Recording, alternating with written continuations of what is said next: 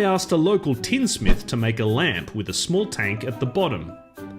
Videos like this are actually very helpful because it makes you understand where some of these things are coming from. Hi loves, welcome back again to the channel. Today we are going to be checking out 10 invention you didn't know were Polish. I'm so excited to be checking out this content with you guys. But if you're new on the channel, I am Stella. Please consider liking, subscribe. Also feel free to click on the buy me coffee link below. That's one way you can support me, and let's get right into today's reaction. They come in all different colours, shapes and sizes. We don't always understand them. They've changed the way we live. They come in all different colours, shapes and sizes. We don't always understand them. Sometimes explaining it can be a little difficult. But they've helped us shed light on the world that we previously knew very little about. Oh wow. All of them landmarks in technology. And they all have one thing in common. They were made by Poles. Oh, kurczę, you might say. I had no idea a Pole invented that. But the English-speaking world often keeps the records, and maybe they were having problems with the spelling, let alone the pronunciation. In this video, we're shedding the limelight on the top 10 inventions made by Poles, at home and abroad. Okay. Number 10. The walkie-talkie. Born in Warsaw in 1909, Henryk Magnuski worked as a radio repairman for the Polish military, and he eventually ended up in Chicago. Surprise, surprise. It was here that he would be employed by the Galvin Manufacturing Company, which would later change its name to Motorola. Leading a team of radio engineers, they developed the SCR 300, the first radio to be used by American forces in Europe. This revolutionary mobile device became known amongst GIs as the walkie-talkie. Nowadays you can find the walkie-talkie in just about any line of work. Take this part-time construction worker for example. Yeah, you guys, we still use walkie-talkie, yes. Most security guard over here, you see them with walkie-talkie, a means of communication, and wow, for once, I never thought it was Polish invented. Wow, bravo. Overseeing Magnuski's head. Number 9. Esperanto. Imagine a world where there is one neutral language that everyone can communicate in. A language of understanding and diplomacy that has the power to end international conflicts and foster world peace. That was the dream of a linguist from Białystok by the name of L.L. Zamenhof. While studying in Warsaw as a young man, he began to develop Esperanto, largely based on his knowledge of the Romance, Germanic and Slavic language groups, but with a much simpler grammatical structure that could be easily learned. A simple language invented by a Pole. Who'd have thought? After more than 30 years of development and several books published, the first World Esperanto Conference was held in 1905. Since then, the movement of Esperantists has continued to grow, and today there are an estimated 63,000 to 2 million speakers of Esperanto. Number 8. The kerosene lamp. Wow. The story of the kerosene lamp can be traced back to the present-day Ukrainian city of Lviv, which used to be Lwów, Poland. It was here in 1853 that two Polish chemists, Jan Zek and Ignacy Łukasiewicz, attempted to distill alcohol from oil, which at the time was an incredibly cheap resource being extracted in the region. Though they failed to make anything potable, at least not to any self-respecting spirit connoisseur, what they did discover was a clear flammable liquid that burned long and bright, and more importantly, it didn't stink like oil. Putting the liquid called kerosene to work, they asked a local tinsmith to make a lamp with a small tank at the bottom. Thus, the classic shape of the kerosene lamp had been born. Number 7. The railway signal device. Oh my goodness, you guys. Videos like this are actually very helpful because it makes you understand where some of these things are coming from, the country it was invented from. That lamp, we recently stopped using that lamp in my house or in my country entirely. That lamp was truly helpful, like really, really helpful. I think we stopped using it in 2015, 20, no, 2012, 2013-ish period era. That was when we stopped. When this touch electric torch and battery torch came out newly, people stopped using the lantern. It's called lantern, yeah.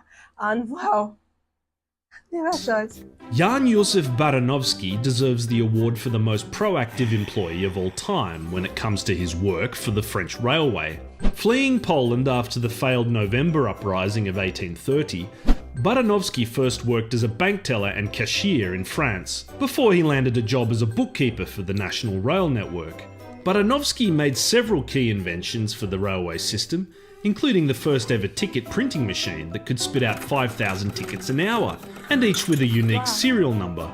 But at a time when railroad accidents were becoming more and more frequent, it was Baranovsky's automated railway signalling device, invented in 1857, that made the biggest impact on the industry.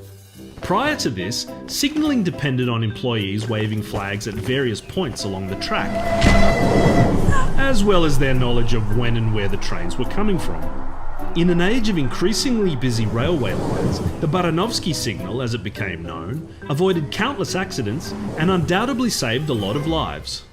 Number 6. The telectroscope. Jan Szczepanik, often referred to as the Polish Edison, made several contributions to technology throughout his lifetime. However, it's his version of the telectroscope, produced in 1898, that is considered to be a landmark in the development of telecommunication. A telectroscope is a scope and lens, amplified with electricity, that can reproduce images from a distance. Sound familiar? You may not be surprised to know that the term telectroscope was replaced around the turn of the century with the word television. Though he was certainly not the He got me there for a moment. I was like, what is telectroscope? And seeing the visual, seeing face these pictures I was showing there, I was trying to put together what that is that I don't know now, but saying it's television. Wow. first, Szczepanik's weird machine, as it was called, is alleged to have been able to recreate colour, which would make Szczepanik the forefather of colour television. Number 5. The paperclip. Whilst the person behind the idea of the mighty paperclip has long been disputed, one can I did a reaction and I thought paperclip was from Norway. Please correct me if I'm wrong. I think either Norway or Sweden. The video showed it was actually made there. contender for your praise may be the famous Polish pianist and composer Josef Hoffmann. Praised by many as the greatest pianist that ever lived, Hoffmann was also an inventor in his spare time. It's been suggested that the inspiration behind the shape of the paperclip was the treble clef, no doubt burned into his brain after hours of reading piano scores. Hoffmann is also accredited for developing one of the earliest mechanical windscreen wipers, which apparently was inspired by the back and forth motion of his metronome. Oh wow. Number 4. The electric-powered submarine. Although experimentation with submersible craft had existed since the mid-16th century, it was a Pole who first successfully created a submarine powered solely by electricity. Mechanical engineer Stefan Drzewiecki was taken on by the Navy of the Russian Empire in 1877, and it was here that he made a huge number of developments in submarine technology. The biggest of these came in 1884, when he installed a battery-powered propeller to a one-man submarine that could chug along at a steady 4 knots an hour.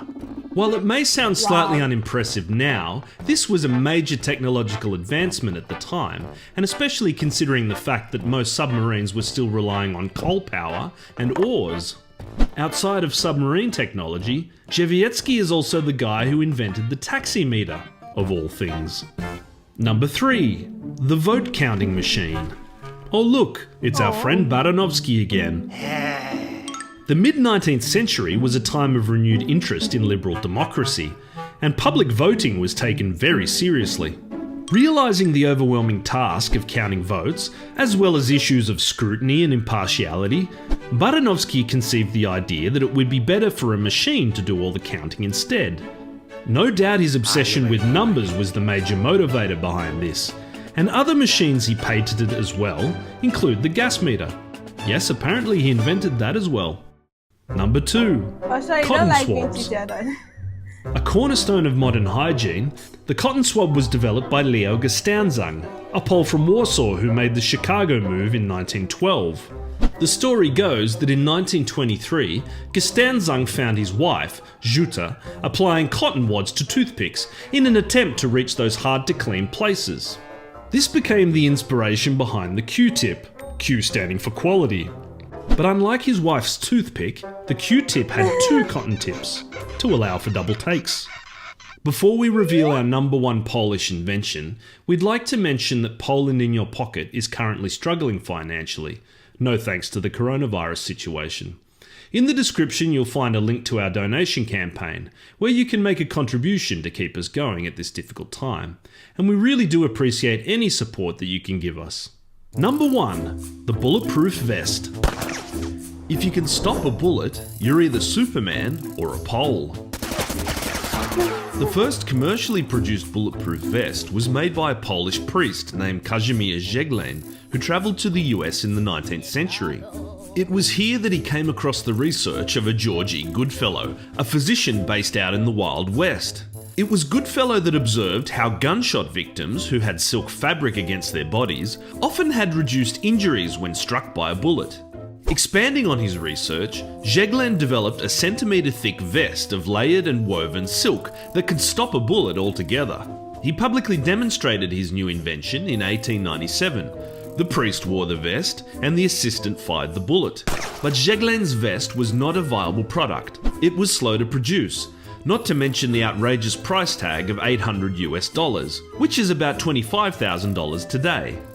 Enter Pole number 2. Jan Szczepanik. I think you've been acquainted. Szczepanik, who had been developing automated weaving technology for years, teamed up with Zeglen and managed to work out the whole mass production thing. The bulletproof vest was a huge success amongst the rich and the famous, who could afford the ridiculous price tag that still remained. Most notably, Szczepanik managed to palm one off to King Alfonso of Spain, and the vest saved his life during an assassination attempt. Archduke Franz Ferdinand is alleged to have been offered a vest, but turned it down. And we all know how that turned out. Zeglen and Szczepanik eventually had a falling out over business relations, and although Zeglen never relinquished his authorship, it was Szczepanik's weaving production and entrepreneurship that made his profit greater. So much so, in fact, that Zeglen's contributions are all but forgotten today. It's also interesting to note that over 60 years later, it was an American woman of Polish descent, Stephanie Kwolek, that developed the polymer for Kevlar, the fabric which is used in today's standard issue bulletproof vests. So what did you think of our list? Were there any crucial Polish inventions that we somehow overlooked? Make sure you leave a comment below. And in the meantime, if you're interested in checking out more content on Poland, make sure you head along to poland.inyourpocket.com or check out one of our city Facebook pages. Bye. Oh wow, this is actually I know Poland's are actually very awesome people, and I'm actually not into their creativity, and I just did that today. And to be honest, you guys are very blessed. Although this invention, some of the invention came from a particular people, like I can't pronounce the names and I don't want to mispronounce them. They did a lot of good work for me to pronounce their names wrongly. So some of this invention actually came from some particular people. Like they actually made 2 to 3 invention. Like the man that made the railway signal, he actually did other job aside that. That's very that's very innovative and very, I don't know how he thinks, but doing the voting machine, the cars measuring stuff, that's just so innovative for me. And you guys, one of the Polish inventions I've been using lately, I would say, is the ear cleaner, the earbud. I have a really greasy and greasy and oily ear, so I make use of the earbud literally every day, like 4 times in a week. So yeah, that is actually very a good innovation. I love that. I love their innovation. It's actually very helpful today. The bullet vest, bulletproof vest, and all of those things. It's just amazing. Pickable for me. Let me know what you think about this in the comment section. Please do not forget to like, subscribe to the channel. Also, feel free to support this channel via the Buy Me Coffee link. And I'm active on Patreon as well. I will see you guys on my next one. Bye, loves.